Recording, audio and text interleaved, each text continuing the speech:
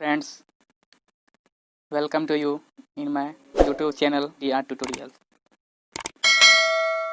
हाँ, तो हम पिछली क्लास में कुछ चर्चा किए थे स्पोकन के बारे में। तो हम स्पोकन के कुछ स्ट्रक्चर बताए थे और उस पर कुछ प्रैक्टिस करने वाले थे। तो चलते हैं अपने पहले स्ट्रक्चर की ओर, जो कि बेसिक स्ट्रक्चर है। तो उसमें पहला स्ट्रक्चर क्या है? V1 plus object. V1 plus object पहला स्ट्रक्चर हमारा यही था। तो V1 प्लस ऑब्जेक्ट यानी इसका यूज हम करते कहाँ हैं?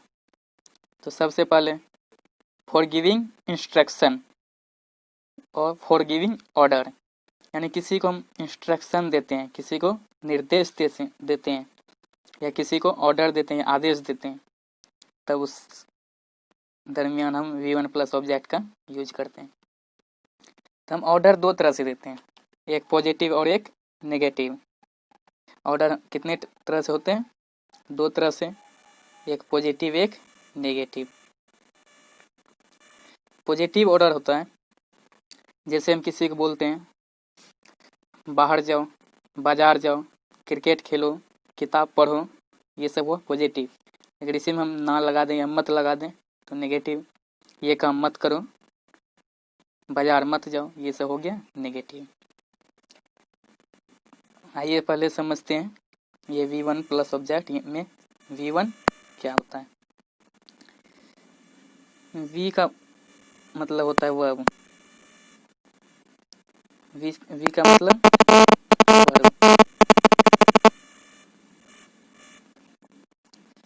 वर्ब किसे कहते हैं? जितना भी एक्शन होता है, क्या चीज? एक्शन। एक्शन कैसे होता है? जैसे कोई मूवी का शूटिंग हो रहा है, उसमें हीरो हीरोइन रेडी है, तो उसके बाद बोला जाता है रेडी स्टार्ट एक्शन। मीन्स अब काम स्टार्ट हो जाना चाहिए, काम शुरू हो जाना चाहिए। तो कोई भी काम करते हैं तो उसे एक्शन कहते हैं। उस टाइप के जितने भी वर्ड्स हैं उसे हम वर्ब कहते हैं।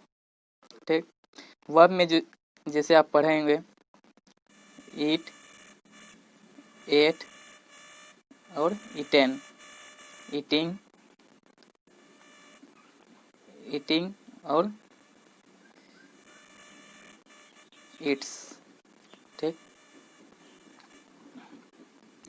तो इसमें वर्ब का 5 फॉर्म है, जिसमें कि हमें कौन सा लेना है? पहला फॉर्म। इतना बात समझ में आ गया? तो वर्ब का पहला फॉर्म, चलिए कुछ देख लेते हैं वर्ब का पहला फॉर्म कौन सा होता है, उसके बाद आगे बात करेंगे।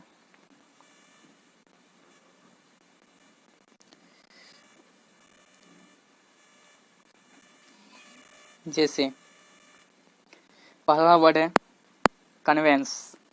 कन्वेंस मीन्स होता है मनाना, फोर्स जबरदस्ती करना, कम आना, गो जाना, सी देखना, लुक देखना, वॉच देखना, मूव घूमना, वॉक घूमना, रोटेट घूमना, टॉक बात करना, ओपन खोलना, क्लोज बंद करना। कुछ कुछ के हिंदी नहीं लिखे, वो आप जानते ही होंगे, नहीं तो मैं बोल दे रहा हूँ। नेक्स्ट है क्लीन साफ करना, वॉश धोना, स्पीक स्पीक मीन्स बोलना, थिंक सोचना, लाफ हंसना, ड्रिंक पीना, एब्यूज गाली देना। इस तरह और सारे हैं। ओके, तो आइए हम पहले समझते हैं V1 प्लस ऑब्जेक्ट में। मतलब अगर ऑर्डर वाला कहीं भी बात हो तो सबसे पहले हम क्या करेंगे?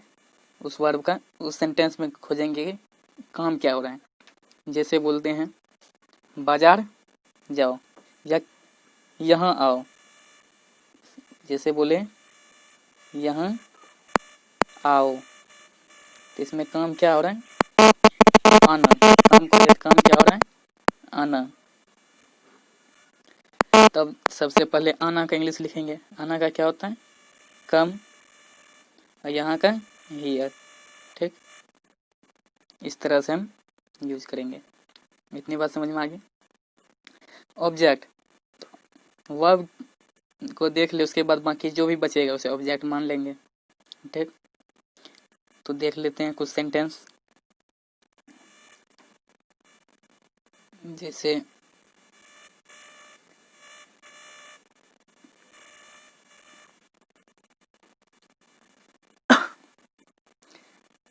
यहाँ पे है कम हेयर, तो कम क्या हो गया इसमें V1, हेयर मीन्स यहाँ, कम हेयर यहाँ आओ या यहाँ आइए।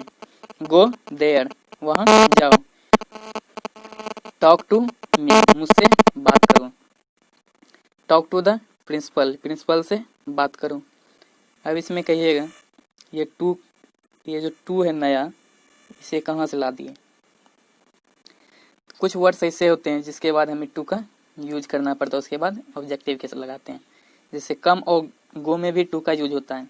अगर हम किसी के पास जाते हैं, यानी कि कोई नाउन या प्रोनाउन का यूज होगा कम के बाद, तो वहाँ पे हम टू का यूज कर देंगे। जैसे कम टू मी, मेरे पास आओ।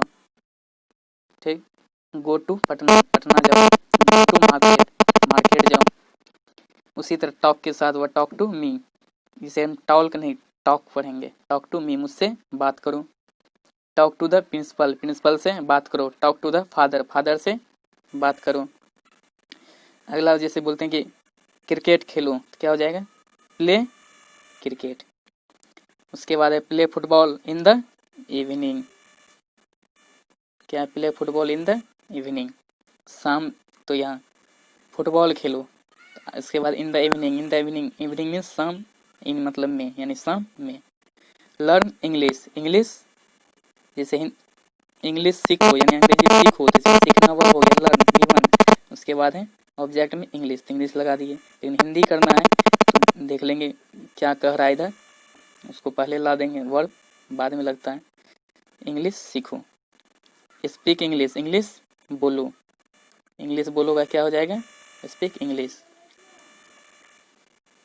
घर पे बोलो स्पीक एट होम। घर जाओ गो टू हाउस। ठीक, पटना जाओ गो टू पटना। अब एक बहुत बड़े सिंबल बना दिए हैं जिसे आप देख रहे होंगे, ये घर का। ठीक, इसे हम बाद में देखते हैं। अगला wake up early in the morning, इसी पे बोलते थे, क्या बोलते थे कि सुबह में सवेरे जगो। तो वेकअप क्या है, वेकअप, वेकअप मीन्स जगो या जगिए। अर्ली सवेरे, तो टाइम वाला बात होगा तो उसे लास्ट में लगा दें, कब मॉर्निंग में, यानी सुबह में। नेक्स्ट है रीड बुक, क्या है रीड बुक, यानी किताब पढ़ो। चलिए इतना बात समझे। अब अगला देखते हैं, इसी पे बात कर रहे थे, कहाँ गया भाई।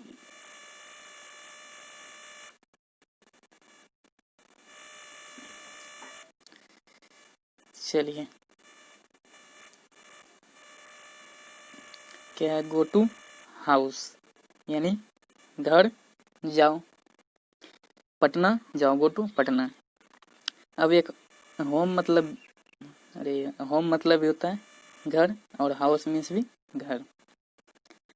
अगर हाउस रहेगा उसके पहले हम टू यूज करते हैं, लेकिन इस होम के पहले टू का यूज कभी नहीं करेंगे, इसलिए गो होम होगा। ठीक, इसलिए मैंने यहाँ पे सिंबल दिया था। ओके, तो अब आप के लिए होमवर्क रह गया। होमवर्क में ज़्यादा कुछ नहीं, होमवर्क में बस आपको यही करना है कि अपने मन से सबसे पहले तो V1 यानी कि वर्ब जितने भी हैं तो उसे आप याद करने की कोशिश ज़रूर कर लें, उसे रिमेम्बर कर लेना है। ठीक, उसके बाद